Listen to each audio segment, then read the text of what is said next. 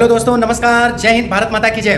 दोस्तों, आज का ये जो वीडियो है ना, इसमें मैं आपको दिखाने जा रहा हूँ कि किस तरीके से एक हिंदू समाज और एक मुस्लिम समाज के जानकार शिक्षित लोग किस तरीके से डिबेट करते हैं और प्रत्यक्ष को प्रमाणित करके दिखाते हैं। और इस डिबेट में आप समझने की कोशिश करिएगा कि हिंदू एकता जरूरी है कि नहीं। अगर आप इस चीज़ को समझ जाएंगे तो हम सनातनी के लिए बहुत अच्छा होगा, नहीं समझेंगे तो हम लोगों का बेड़ा गर्क होगा। आज नहीं कल उनकी जनसंख्या जिस रफ्तार से बढ़ रही है उसका जवाब हम और आप नहीं दे पाएंगे। सच्चाई ये भी है, इसको स्वीकार करिए। पहले आप इस वीडियो को देखिए, आपको कुछ चीज़ें समझ में आएंगे। देखिए, ये समझ लीजिए आप, अगर भाई साहब शांति चाहते हो तो जो जिसका है उसको दो। मस्जिद रहेगी, ईमानदारी से उसमें मस्जिद रहेगी। कैसे मस्जिद रह जाएगी भाई साहब? नहीं गलत। आपको पता है कितने साल पुरानी मस्जिद है? पहले ये बताइए। आपको मालूम है उसी मस्जिद के लिए 3 बार फैसले आ चुके हैं, और किसके किसके फैसले हैं आपको ये मालूम है? आप जैसे मुसलमानों ने सिर्फ और सिर्फ आप जैसे मुसलमानों ने पूरी दुनिया तबाह करके रखी हुई है। आप जैसे मुसलमानों के पीछे जो आप हमसे बात कर रहे हैं पढ़े लिखे बंदे से, और जो पढ़ा लिखा नहीं होता उस मुसलमानों को आप बरगला देते हो, उनको जिहाद के रास्ते पे लेके जाते हो। आप ओवैसी के पत्ते छाटो, ये भी आपको बता दूं। आप सपा के समर्थन करने वाले बंदे हो।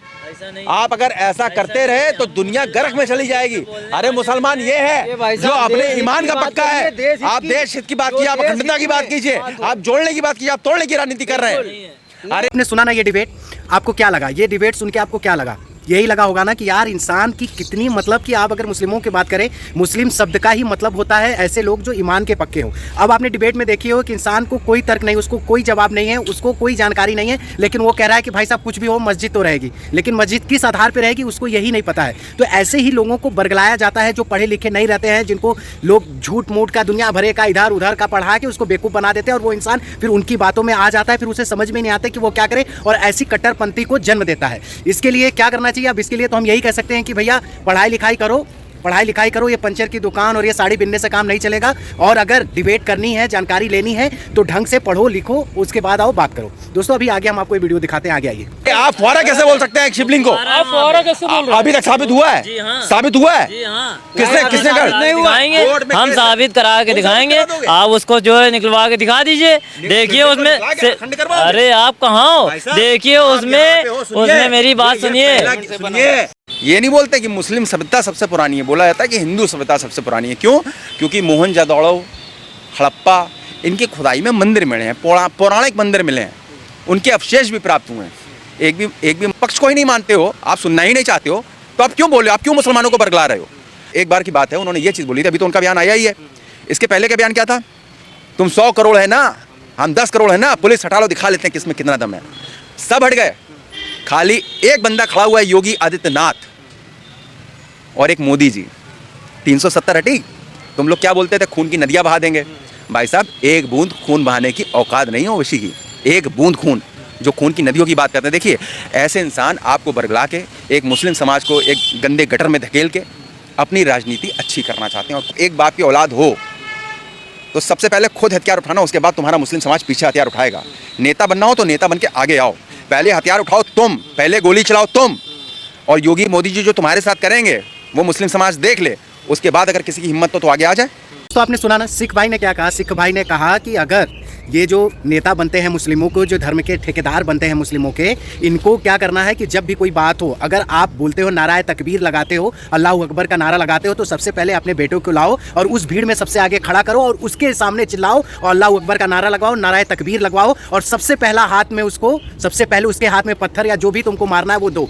और तुम भी सबसे आगे झंडे को पकड़ो अपने, जिस झंडे के नीचे तुम लोग दौड़ना चाहते हो उस झंडे के नीचे आओ, फिर दिखे कि हाँ हम लोग मान जाएंगे तुम लोग असली ठेकेदार हो अपने मुस्लिमों के। लेकिन ये ऐसा नहीं करेंगे। इन्हें क्या है? हेट स्पीच देनी है। जो सीधे साधे मुस्लिम वर्ग के लोग हैं, जो ये सोचते हैं कि मिलजुल के हम लोग भारतवर्ष में मिलजुल के रहा जाए, उनके साथ उनको मिलजुल के रहना उनको पसंद आता नहीं है, तो भड़काऊ भाषण देते हैं और फिर हमारे और आपके सामान से, हमारे और आपके धर्म से, हमारे और आपके चीज़ों से छेड़खानी करते हैं और इन्हें मज़ा आता है और वाहवाही लूटते हैं। दोस्तों, अभी इस वीडियो में आगे देखिए। ओवैसी साहब को बोलिए पहले इतिहास पढ़ लें, और संज्ञान में नहीं हो तो मेरे साथ बैठ जाएं, आमने सामने बातचीत करें। मैं उनकी नेता नगरी अभी सिद्ध करता हूं कि वो किस स्तर के नेता हैं।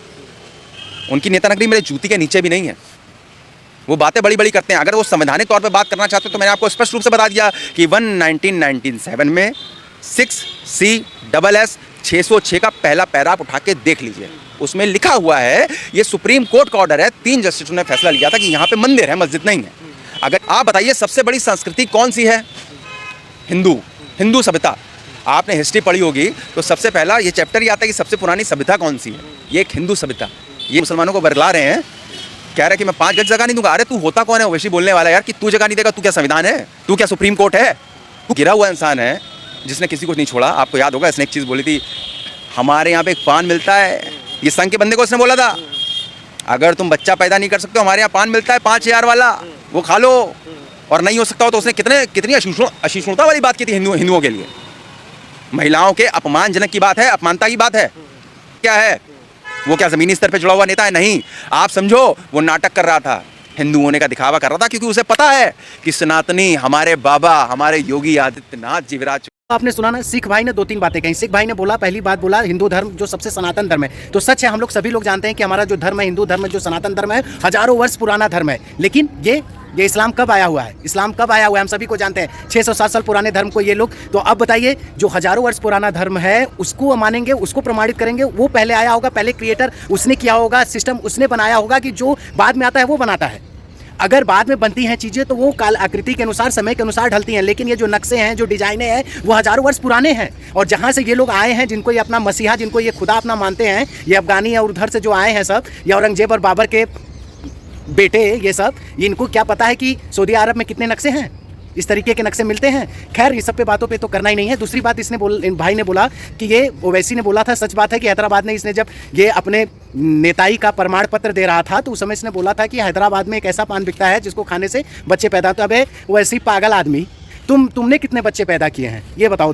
तुम्हारे कितने बच्चे पैदा हैं ये बताओ तो तुम। उसके बाद जो तुम इस सीधे साधे ये अनपढ़ इंसानों को जो बरगलाते हैं और ये जिहाद का रूप अपना लेते हैं, इसमें सोचते हैं कि ये मेरा जन्नत का हूरें जाके उनके साथ अय्यासी करेंगे, ये करेंगे, वो करेंगे, ये जो सपना सजोते हैं, उनको शायद तुम्हारी असलियत पता नहीं है। और एक मैं बात बता दूं बेटा, वैसे ये सुन लो कि हम हिंदू अपने समाज, अपने धर्म, अपने बच्चों के लिए जीते हैं, मरते हैं। हमें उतने ही बच्चे चाहिए जिनका हम पालन पोषण कर सके, जिनको डॉक्टर, इंजीनियर, IAS, PCS अधिकारी बना सके। हम तुम जैसे लेके 75 ठो बच्चे पैदा करके किसी को साइकिल का पंचर नहीं बनवाना है, किसी से जाके वो नहीं करवाना है, किसी से जाके मुरब्बा नहीं बेचवाना है, किसी से जाके दुकान नहीं खुलवानी है, किसी से जाके साड़ी नहीं बनवानी है, किसी से जाके जूठा पत्तल नहीं उठवाना है बेटा, ठीक है? हमारे बच्चे, हम समझते हैं कि हमको किस तरीके से अच्छी संस्कृति, अच्छे संस्कार देना है, हम उस हिसाब से चलते हैं। हम औरतों को इज्जत देते हैं, उन्हें बच्चा पैदा करने वाली मशीन नहीं समझते हैं, ठीक है बेटा? अभी तो समझ जाओ तुम।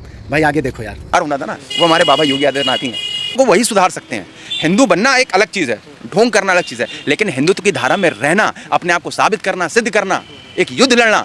आज भी मैं सारे हिंदू भाइयों को बोलता हूँ जो सपा में हैं, जो बसपा में हैं, सारे हिंदू भाइयों को हाथ जोड़ के निवेदन कर रहा हूँ, अपनी तरफ से कर रहा हूँ कि सब लोग बाबा योगी आदित्यनाथ का पूरा समर्थन कर दो। तोड़ के तुमने बनाया हुआ है मस्जिद वहाँ पे, हटेगा जो सत्य है।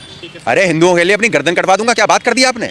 सिख को तो पहला हिंदू बोलते हैं, सिख तो हिंदुओं के लिए पैदा हुआ है, और अगर अपने भाइयों के लिए ना कटवा सके तो किसके लिए कटवाएंगे हम? मोहम्मद अफजाल है और वहाँ पे रहा मस्जिद का था, और वो मस्जिद ही रहेगी, वहाँ शिवलिंग नहीं है। मस्जिद है? जी हाँ, मस्जिद है। दोस्तों ये है मानसिकता। हम कितना भी कर लें, लेकिन चलिए कम से कम इस समय हम हिंदू जागरूक हो गए हैं, ये हमारे लिए बहुत बड़ी चीज़ है। दोस्तों हम लोग कितना भी कह लें, लेकिन ये चीज़ तो हुआ है अपने देश में कि योगी मोदी की आने की वजह से सनातन धर्म के लोगों के प्रति लोगों की जागरूकता बढ़ी, और अपने धर्म के लिए लोग अब चट्टी चौराहों पे खड़े होकर बोलने लगे हैं। पहले शर्माते थे लोग, अब क्या है कि कहीं भी खुल के बोल रहे हैं, अपनी बात को रख रहे हैं। ये है बदलाव दोस्तों, ऐसे ही बदलाव की ज़रूरत है अभी भी, और हम लोग आशा करते हैं कि हम लोग ऐसे ही मिलजुल के रहेंगे और सनातन धर्म को विदेशों में और देशों में बहुत अच्छा प्रसार होगा, और एक समय ऐसा आएगा कि सनातन धर्म दुनिया की परिपाटी पर फिर चढ़कर बोलेगा जैसे बोलता था। तब तक के लिए दोस्तों नमस्कार, जय हिंद, भारत माता की जय। दोस्तों इस वीडियो को लाइक, सब्सक्राइब और शेयर करिए ताकि लोगों को कुछ चीज़ें पता चले और हमारे और आपकी आवाज़ से लोगों में और जागरूकता है। चलिए बाय बाय।